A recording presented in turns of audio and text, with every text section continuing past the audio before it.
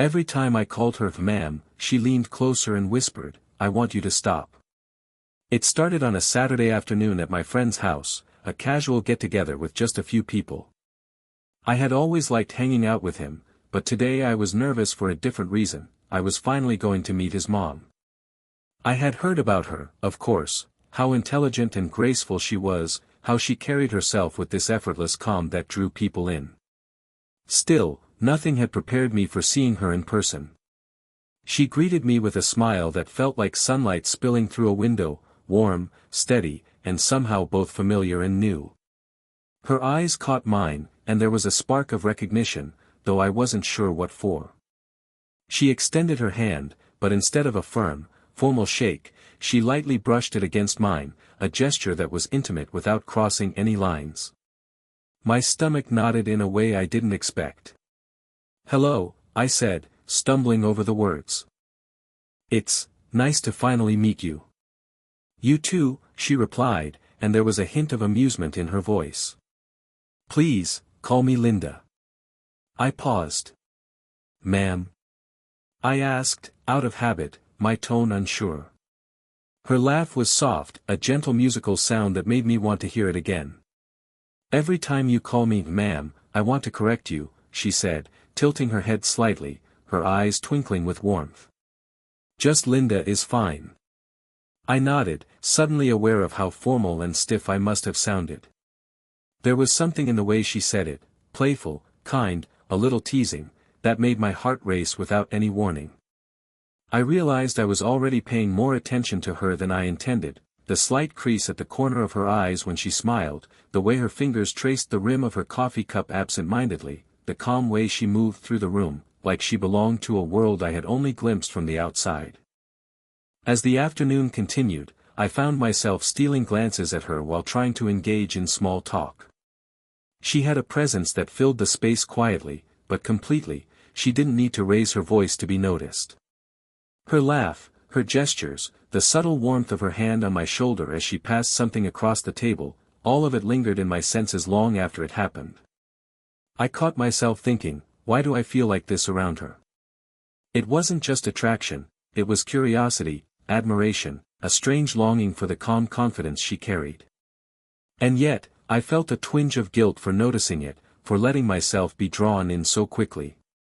She wasn't just my friend's mom, she was a woman with her own life, her own experiences, far beyond my 20-something perspective. But the teasing correction, the soft way she had told me to drop the ma'am, lingered in my mind. That simple, casual moment, a few words and a glance, had already shifted something inside me. It was the kind of small, quiet spark that could grow into something more, if I dared to pay attention. And I realized, for the first time, that meeting her wasn't just about politeness or social expectations. It was the beginning of something I couldn't quite name, but knew I wouldn't forget. It started innocently enough. I had offered to help my friend's mom with groceries when she mentioned she needed to pick up a few things from the market. I told myself it was just polite, a small gesture, nothing more. Yet as soon as we stepped outside into the crisp afternoon air, I realized the simplicity of the errand was anything but ordinary. We shared an umbrella, her hand brushing mine occasionally as she adjusted the strap of her bag. The contact was fleeting, almost accidental, but each time a small thrill ran through me, a gentle reminder that she was here, physically near, tangible in a way I wasn't used to with women my age. She glanced at me with that soft, knowing smile, as if aware of the effect these minor touches had, though she said nothing. The market was busy, and we navigated through aisles side by side. Sometimes our shoulders bumped lightly, sending a subtle warmth up my arm. She laughed at something my friend had said earlier, and the sound was different in this private space, intimate, musical, wrapping around me like a quiet melody. I realized I was paying more attention to her gestures than to the groceries, the way she tilted her head when choosing vegetables, the calm steadiness of her hands as she examined a jar, the delicate way her hair fell over her shoulder when she reached up to adjust it. At one point, we reached for the same item on a shelf, and our hands touched. She didn't pull away immediately, instead, she held the contact for a beat longer than necessary. "Looks like we think alike," she said lightly, her eyes meeting mine with a spark of playful warmth. My heart thudded in a way I couldn't ignore.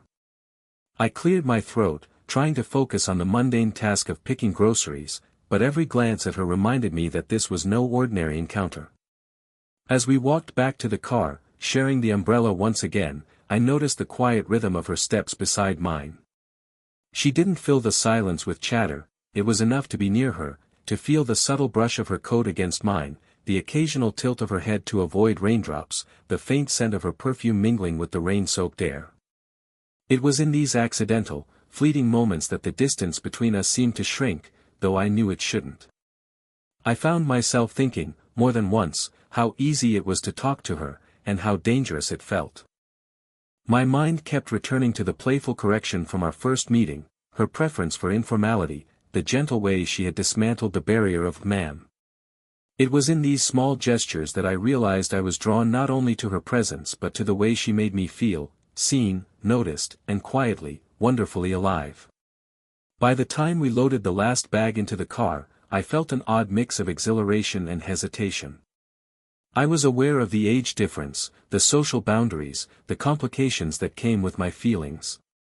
And yet, I couldn't deny the pull, a magnetic, slow-burning curiosity about her, about these moments of accidental closeness that left my chest tight and my thoughts tangled. Something unspoken was building between us, subtle yet undeniable, and I knew I would be thinking about it long after we parted that day. It was later that evening, long after the laughter of the gathering had faded and the house had grown quiet. My friend had gone upstairs to make a call, leaving just the two of us in the kitchen. I didn't think much of it at first, we were merely passing time, but as I poured myself a glass of water, I noticed her still standing there, quietly washing a few dishes. There was something in her presence that made the room feel warmer, more intimate, and I realized I was drawn to it, to her, in a way I hadn't expected. She looked up and caught my gaze. There was no teasing this time, no playful spark, just a soft, honest curiosity in her eyes. I felt my chest tighten slightly, a nervous energy I couldn't place.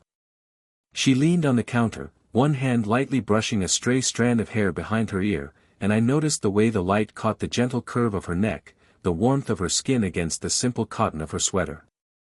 "You seem different when it's quiet," she said softly, almost to herself, then smiled at me. There was a pause, an unspoken invitation. I stepped a little closer, careful not to crowd her, but close enough to feel the warmth radiating from her.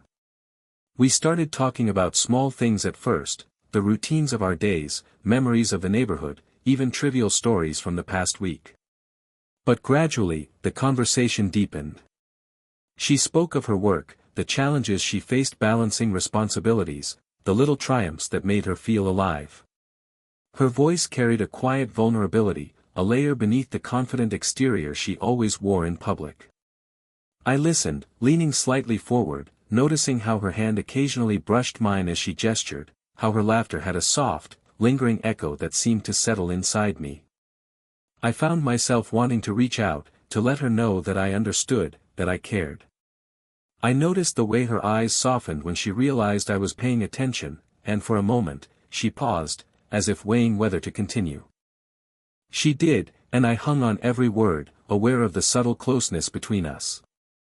My fingers itched to brush a loose strand of hair from her face, yet I held back, letting the tension build silently. Time seemed to stretch. Each gesture, each glance, carried meaning. When she reached for a dish towel and our hands brushed lightly, it was electric in a way neither of us acknowledged, yet it lingered in the space between us. I caught my reflection in the stainless steel of the sink, my wide-eyed, slightly flustered expression staring back, and realized how much I was drawn to her, not just physically, but emotionally, intellectually, in ways I hadn't expected. As the conversation wound down, there was no dramatic declaration, no grand gesture, only a quiet understanding, a shared look that lingered too long. I felt the strange, comforting tension of someone seeing me completely, and I wondered if she felt the same pull I did. When she finally turned away to put the last dish in the cupboard, I felt a small ache in my chest, a longing that surprised me. That night, I left her kitchen feeling that our connection had deepened, delicate, unspoken, and utterly compelling, and I knew the quiet moments we shared would stay with me far longer than the laughter or the chaos of the earlier gathering. The teasing began unexpectedly, as if she had been waiting for the perfect moment. It was a quiet evening, the house mostly still, with only the hum of the refrigerator and the occasional creak of the floorboards filling the silence. We had lingered in the living room after a family dinner, my friend having gone to help with some chores, leaving just the two of us. I was still navigating the strange mixture of admiration and tension that had been building over the past weeks, and she seemed to sense it immediately. "You know," she said suddenly, her tone light but mischievous, "every time you call me ma'am, I feel the urge to correct you." I froze for a moment, unsure how to respond. My face warmed instantly, my cheeks tingling as if the words themselves had brushed against my skin. She leaned slightly toward me, just enough that our shoulders brushed. The movement was casual, almost imperceptible, but it carried an intimacy that made my stomach twist pleasantly. I just meant," I started, fumbling, but she cut me off with a laugh that was soft, playful, and utterly disarming. It was the kind of laugh that made the room feel smaller, cozier, as if the world outside had disappeared entirely. "Don't think too hard about it," she said, tilting her head slightly, her eyes sparkling with amusement. "Just say my name. It's easier, and it sounds better, honestly." Her words, simple as they were, sent a strange thrill through me. It wasn't just that she had noticed my nervousness, it was the way she had dismantled it, gently, with humor and warmth. She reached out to adjust a cushion on the couch, and our hands brushed. I didn't pull away immediately. There was a fleeting warmth, a subtle electricity that lingered even after our touch ended. The teasing continued in small, almost imperceptible ways. She would make a casual comment about something I said, leaning just a fraction closer, letting her elbow rest near mine, her hand briefly touching mine when passing a mug of tea. Each gesture was deliberate yet unspoken, a dance of intimacy that neither of us named but both of us felt. I found myself laughing along with her, my earlier tension dissolving into a strange, delicious anticipation. There was a quiet exhilaration in being able to share these small moments, playful and innocent, yet charged with unacknowledged desire. I caught myself studying her expressions, the curve of her smile, the subtle tilt of her head, the way her eyes softened when she noticed me watching. Every detail seemed magnified, every small gesture resonating deeper than it should have. By the end of the evening, the teasing had left a lingering warmth, a tension that hovered in the air between us. It was playful, yes, but also revealing, a subtle acknowledgement that the boundary between us could be crossed in these quiet, intimate moments. I left that night with my thoughts tangled, my heart racing, and the undeniable sense that each laugh, each brush of her hand, was slowly weaving a connection far stronger than either of us was ready to name. A few days later, circumstances brought us together again, this time without anyone else around. My friend had gone out for the afternoon, and she had asked if I could help her with something at home, just a small task, she said, nothing important. Yet, as soon as I stepped through the door, I felt a familiar tension, a quiet thrill at the prospect of spending hours in her presence, away from the watchful eyes of others. We started with something mundane, almost trivial, organizing her bookshelves, rearranging a few items in the kitchen, folding laundry. But the simplicity of it made the moments feel intimate, private, almost sacred. We moved around each other naturally, brushing shoulders occasionally, passing items hand to hand, our hands lingering just a fraction longer than necessary. I noticed the subtle warmth of her body as she reached across me to place a book on the shelf, the soft sound of her breath as she laughed at a small joke I made, the gentle tilt of her head when she studied my expression. At one point, we paused to sit on the couch, exhausted from bending and lifting. She sank into the cushions with a contented sigh, and I followed, taking the seat beside her. The space between us was narrow, and our knees brushed lightly. I could feel the quiet rhythm of her breathing, the faint scent of her perfume, the warmth radiating from her side. It was the kind of closeness that made my chest tighten, a subtle ache that was thrilling and unnerving all at once. We didn't speak much at first. Words weren't necessary, the silence carried its own meaning. She leaned slightly toward me, not enough to be overt, but enough that I could feel her presence intimately, almost tangibly. I found myself adjusting my position subtly, careful not to invade her space, yet aware of the magnetic pull drawing me closer. Every gesture, every glance, seemed loaded with significance, though neither of us named it. Eventually, we started talking, quietly, about life and little details that mattered to her. She shared a memory from her childhood, her fingers brushing mine as she gestured toward the shelf, her voice soft and reflective. I listened, enthralled not only by the story but by the way she told it, the calm confidence in her tone, the gentle sway of her body as she spoke, the small, almost unconscious smiles that flickered across her face. Each moment made me more aware of her, of the subtle intimacy growing between us. As the afternoon stretched on, there were moments when we simply sat close, our shoulders brushing, our hands occasionally touching as we passed items back and forth. There was no rush, no expectation, only a quiet awareness that this shared solitude was special, a space where the world outside didn't exist, and only our presence mattered.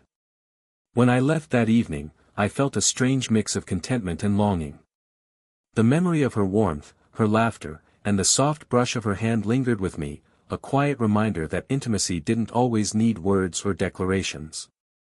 Sometimes, it existed in the small, unspoken moments, moments that made the heart race in a slow, delicious rhythm, and left me wondering when I would be near her like that again. It was late evening, the kind of quiet night where even the walls seemed to hold their breath. My friend was out again, and I found myself lingering in the living room with her, unsure why I hadn't left yet. There was a softness in the air, the warm glow of a lamp casting gentle shadows, and I felt a strange mixture of anticipation and dread. Something had shifted between us in the past weeks, subtle gestures, stolen glances, accidental touches, all building toward a tension neither of us dared to name. She sat across from me, her posture relaxed, her gaze calm but penetrating. For a moment, neither of us spoke. I could hear the faint rhythm of her breathing, the slight rustle of fabric as she shifted on the couch, and my own heartbeat, louder than usual, filling my chest. I wanted to speak, to say something, but the words felt fragile, too heavy for the quiet intimacy of the room. Finally, she broke the silence, her voice soft, measured. "You've been different lately," she said, leaning forward slightly, her elbows resting on her knees. "I can see it in the way you look at me, and I've noticed it too." Her words were gentle, almost hesitant, and yet they carried a weight that made the air between us feel charged. I swallowed hard, feeling the familiar flutter in my chest. I wanted to tell her everything, the pull I felt, the warmth of her hand against mine, the way my thoughts always seemed to wander back to her, but fear held me back. Fear of crossing boundaries, of disrupting lives, of the impossible social expectations hovering silently between us. Instead, I let my hand brush hers as I reached for a book nearby. The contact was brief but deliberate, a tentative test of the closeness we both knew was there. She didn't pull away. In fact, her fingers lingered for just a heartbeat, and the warmth that radiated from her touch made my chest tighten in a way I couldn't ignore. I don't know if I should say this," I admitted finally, my voice barely above a whisper. "But I feel something. Something I wasn't expecting." The words hung in the air, fragile and uncertain, yet liberating in their honesty. She smiled softly, a mixture of amusement, tenderness, and something deeper I couldn't name. "I thought you might," she said quietly. "Anne. I've felt it too. But we have to be careful. There are boundaries, expectations, still, I can't deny that this feels real."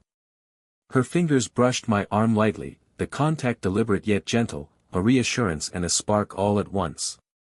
We sat in that silence, letting the unspoken tension swell between us, filled with longing, hesitation, and a quiet recognition of desire. There was no rush, no need for dramatic declarations, only the acknowledgement that what we felt was undeniable. It was a moment of truth, fragile and intimate, where the world outside could wait, and the heart could speak in quiet gestures, glances, and lingering touches.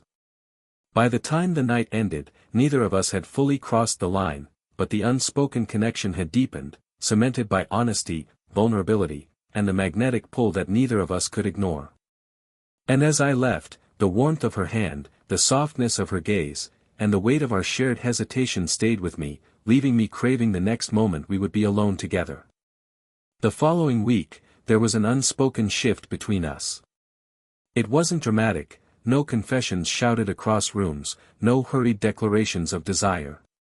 Instead, it was a quiet recognition, a gentle acknowledgement of what had been building for weeks. The world outside continued as usual, yet inside the walls of her home, there was a new warmth, a subtle intimacy that neither of us needed to name aloud. I arrived that afternoon to help her with a small project, just reorganizing her study, a task that had become our shared excuse for spending time together. From the moment I stepped inside, the air felt lighter, charged with the quiet energy of familiarity and mutual understanding. She greeted me with a smile that reached her eyes, the kind of smile that made me want to linger a little longer, to savor the softness and warmth it carried. As we worked, our interactions were relaxed, natural, but laced with the tender gestures that had come to define our connection. A hand brushing mine as we passed a book, a shoulder nudging against mine when we shifted in the narrow space between shelves, a shared laugh that seemed to make the walls shrink, bringing us closer in both body and heart. Every touch, every glance, carried layers of meaning, subtle and profound. At one point, she paused and looked at me, her expression soft, her eyes searching. "I like this," she said quietly, almost to herself, "being here with you, like this." Her hand found mine, resting lightly, fingers intertwining just enough to be intimate without overstepping. My chest tightened, a mixture of warmth and contentment washing over me. I squeezed her hand gently, letting her know, without words, that I felt the same.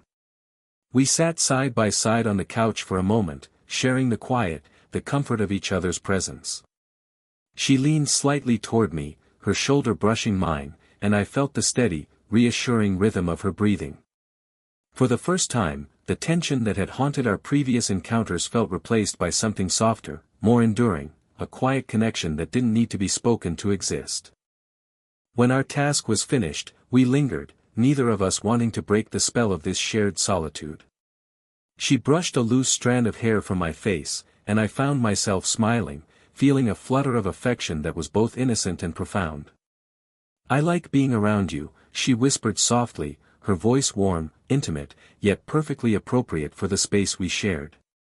I realized then that what had begun as curiosity, nervous tension, and playful teasing had blossomed into something deeper, mutual affection, quiet desire, and emotional intimacy.